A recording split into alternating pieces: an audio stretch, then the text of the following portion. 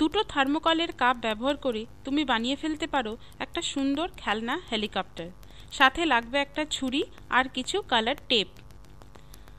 প্রথমে একটা কাপের তলার অংশ এইভাবে কেটে বাদ দিয়ে দাও। তারপর এটাকে 4টে সমান ভাগে কেটে নাও এবং 4টে পাপড়ির মতো খণ্ডে ভাগ করে ফেলো, ঠিক যেমন ছবিতে দেখানো হয়েছে। এবার দ্বিতীয় কাপের তলাটা চেঁচে সম্পূর্ণভাবে সমান করে ফেলো।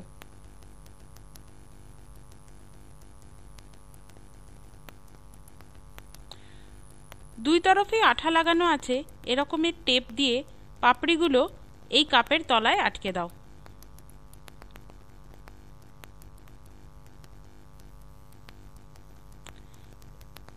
এইভাবে তৈরি হলো আমাদের হেলিকপ্টারের ডানা।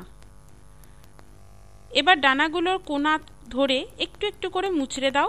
এই মোচড়ানো অংশগুলোই হেলিকপ্টারের ব্লেডের কাজ করবে এবং হেলিকপ্টারকে উড়তে সাহায্য করবে।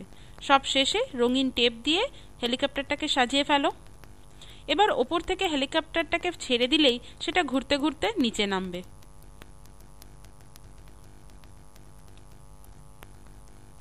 বাচ্চারা এটা বানিয়ে নিয়ে খেলতে ভীষণ আনন্দ পাবে।